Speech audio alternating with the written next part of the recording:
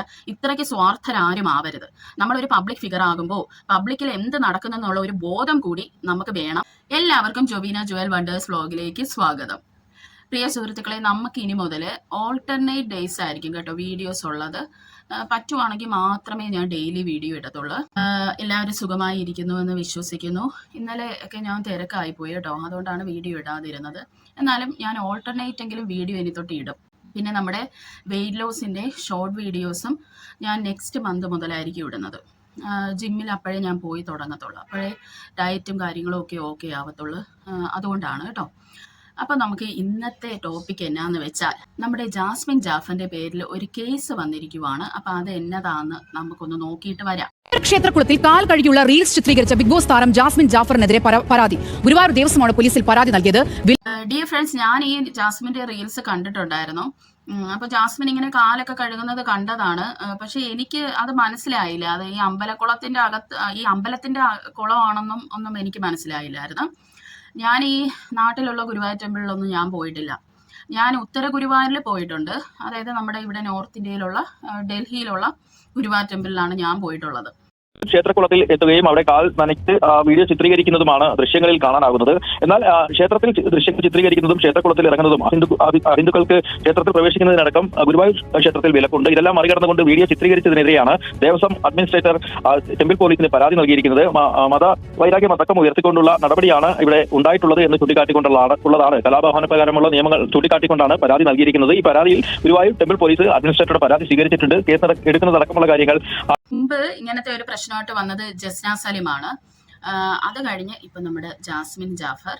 എന്തായാലും എൻ്റെ ഒരു അഭിപ്രായം എന്ന് പറയുന്നത്, ഇപ്പൊ മതമൊന്നും തീവ്രമായി ഫോളോ ചെയ്യാത്ത ഒരു വ്യക്തിക്ക് ഇതൊന്നും വലിയ പ്രശ്നം കാണത്തില്ല. പക്ഷെ ഓരോ ഇതുപോലുള്ള പുണ്യ സ്ഥലങ്ങൾക്കും, അത് ഏത് മതത്തിൽ നിന്നും ആയിക്കോട്ടെ, അവർക്ക് അവരുടേതായ റൂൾസ് ആൻഡ് റെഗുലേഷൻസ് ഒക്കെ കാണും അവിടെ. അപ്പോൾ അങ്ങനെയുള്ള ചില വിശ്വാസങ്ങളെ നമ്മൾ മുറിവേൽപ്പിക്കാത്തതാണ് നല്ലത്. നമ്മൾ ഈ മത സൗഹാർദ്ദം കാണിക്കേണ്ടത് ഇങ്ങനെയല്ല. അതായത് മറ്റുള്ളവരുടെ മതത്തിൻ്റെ ആചാരങ്ങളെ വ്രണപ്പെടുത്തിയിട്ടല്ല മതസ്നേഹമൊക്കെ കാണിക്കേണ്ടത്. അതിൻ്റെ ആവശ്യമില്ല. മറ്റുള്ള മതങ്ങളെ റെസ്പെക്റ്റ് ചെയ്തുകൊണ്ടാവണം മതസ്നേഹം കാണിക്കേണ്ടതെന്നാണ് എൻ്റെ ഒരു പേഴ്സണൽ വിശ്വാസം കേട്ടോ.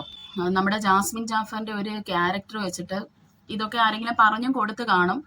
അപ്പോൾ പിന്നെ അങ്ങ് ആരെങ്കിലും കേസ് കൊടുക്കുന്നെങ്കിൽ ആയിക്കോട്ടെ എന്നുള്ള ഒരു ചിന്തയും പുള്ളിക്കാരിക്ക് കാണും.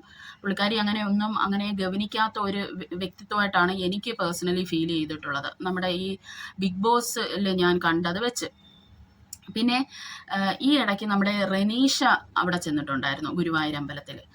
പക്ഷേ റെനീഷയുടെ അടുത്ത് അതിനെപ്പറ്റി ആളുകൾ ചോദിച്ചപ്പോൾ റെനീഷയ്ക്ക് വിശ്വാസമുണ്ടെന്നും അവർ ഒരു രീതിയിലുള്ള റൂൾസോ റെഗുലേഷൻസോ ഒന്നും തെറ്റിക്കാതെയാണ് അവിടെ പോയിട്ടുള്ളത്, അമ്പലത്തിൻ്റെ അകത്ത് കയറിയിട്ടില്ലെന്നൊക്കെയാണ് പറയുന്നത്.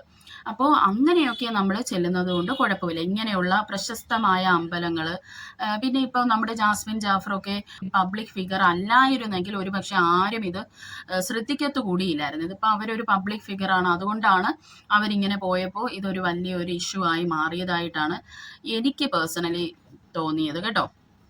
നമ്മുടെ നാട്ടിൽ ഈയിടെയായിട്ട് കാണുന്ന കുറേ കാര്യങ്ങളാണ്. അതായത് മുസ്ലിം പള്ളികൾ ഹിന്ദുസിന് വേണ്ടി തുറന്നു കൊടുക്കുന്നു, ഹിന്ദു പള്ളികൾ ഹിന്ദുസിൻ്റെ പല ആചാരങ്ങൾ മുസ്ലിം ങ്ങളുടെ ആ ഒരു സ്പേസിൽ പോയി ചെയ്യുന്നു.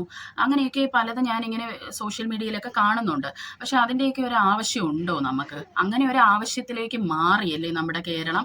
അങ്ങനെയൊക്കെ കാണിച്ചാലേ ഇനി മതം നമ്മൾ തമ്മിൽ പ്രശ്നങ്ങളൊന്നും ഇല്ല എന്ന് ആളുകളെ മനസ്സിലാക്കിക്കാൻ പറ്റത്തുള്ളെന്നുള്ള ഒരു അവസ്ഥയിലോട്ട് കേരളം മാറി എന്ന് പറയാതിരിക്കാൻ പറ്റത്തില്ല. അതിൻ്റെയൊക്കെ ആവശ്യമുണ്ടോ? ഇങ്ങനെയുള്ള പല കാര്യങ്ങളും മറ്റുള്ള മതങ്ങളെ റെസ്പെക്റ്റ് ചെയ്ത് നമ്മൾ ജീവിക്കുന്നതല്ലേ നല്ലത്.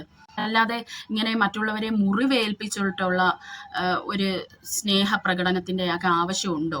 അപ്പോൾ നമുക്ക് കുറച്ച് കമൻസ് കൂടി ഒന്ന് വായിക്കാം കേട്ടോ. ഒരു കമന്റ് വന്നിരിക്കുന്നതാണ്, എല്ലാ മതങ്ങളിലും അവരുടേതായ വിശ്വാസങ്ങളും നിയമങ്ങളും, അതൊക്കെ എന്തിനാ ഇങ്ങനെ മോശമാക്കുന്നത്? നേരത്തെ എല്ലാം ഹറാമായിരുന്നു, ഇപ്പോൾ എല്ലാം ഹരമായി. പിന്നെ ഞാനൊരു മുസ്ലിം മതവിശ്വാസിയാണ്. ഇവൾ ഇനി പൊട്ടുതൊട്ട് വരും, കൃഷ്ണനെ ഇഷ്ടം എന്നും പറഞ്ഞ് എല്ലാം നാടകം. റീൽസ് കണ്ടപ്പോഴേ തോന്നിയിരുന്നു നടപടി പിന്നാലെ വരുമെന്ന്. ഇതൊന്നും ഭക്തിയോ വിശ്വാസമോ അല്ല, വെറും റീച്ചിന് വേണ്ടി കാട്ടിക്കൂട്ടുന്നത് ആണ്. നടപടി എടുക്കണം. അപ്പോൾ ജാസ്മിൻ ജാഫറിന്റെ മതത്തിൽ നിന്ന് തന്നെ ഇവർക്ക് നല്ലൊരു ബാക്ക്ലാഷ് വന്നിട്ടുണ്ട് കേട്ടോ. അതായത് നമ്മുടെ സ്വാർത്ഥ താല്പര്യത്തിന് വേണ്ടി ഇങ്ങനെയുള്ള തീക്കളികൾ ചെയ്യാതിരിക്കാൻ ശ്രമിക്കുക. കാരണം എന്തെങ്കിലും ഒരു കാര്യം കിട്ടാനായിട്ടിരിക്കുവാണ് ഓരോ പ്രശ്നങ്ങളിലോട്ട് ചെന്ന് അത് ചാടും. ഇതൊരു വലിയൊരു സോഷ്യൽ ഇഷ്യൂ ഒക്കെ ആയി മാറും.